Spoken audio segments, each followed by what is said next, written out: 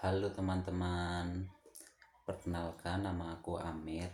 Jadi ini video pertama aku mengulas sebuah buku yang insya Allah kedepannya akan rutin membagikan buku-buku menarik yang aku baca.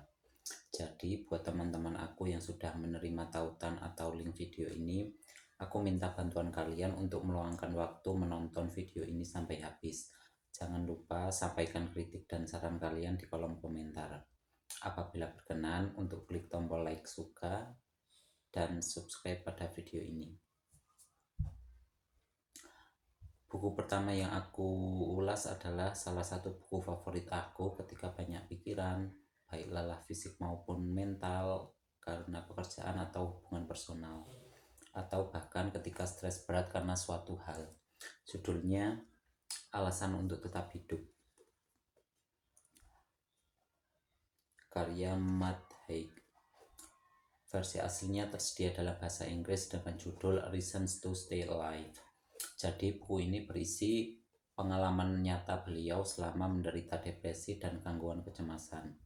Di dalam buku ini Matt juga tidak hanya berbagi keadaan ataupun kondisi beliau ketika mengalami depresi saja, tetapi juga berbagi tentang apa depresi itu sendiri. Matt Haig berbagi cerita tentang kondisi mental, emosional, hubungannya dengan orang-orang sekitar, bahkan ketika kondisi fisik dan pikiran yang dialaminya selama menderita depresi.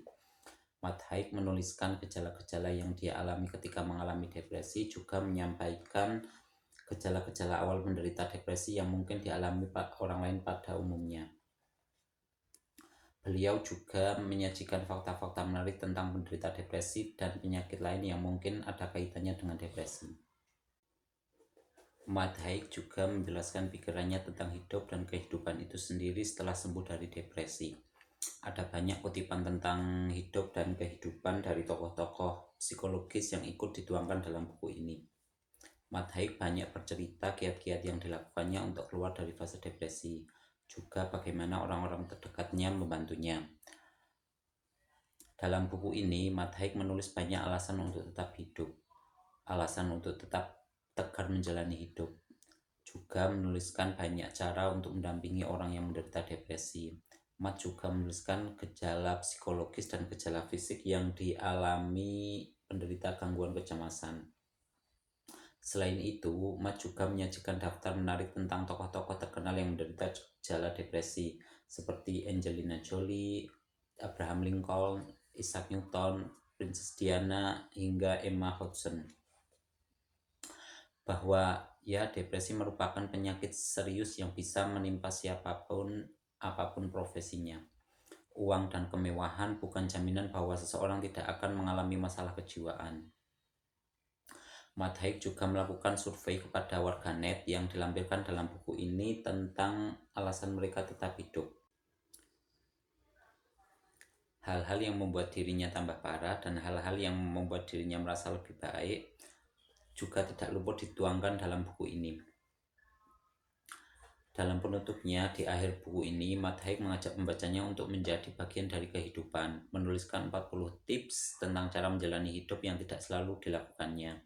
Beliau juga menuliskan hal-hal yang dinikmatinya setelah ia merasa tidak akan pernah bisa menikmatinya lagi. Buku ini bagus karena tidak hanya diberikan informasi mengenai depresi atau fakta-fakta lain yang berada di dalamnya, tetapi juga pengalaman hidup yang dituliskannya dalam bentuk cerita menjadi sisi yang menarik dari buku ini. Buat kalian yang ingin membeli bukunya, aku sudah menyertakan link pembeliannya di kolom deskripsi. Akhir kata, karena aku sadar banyak sekali kekurangan yang harus diperbaiki, dengan senang hati kritik dan saran kalian akan dilaksanakan dengan sebaik mungkin. Terima kasih, selamat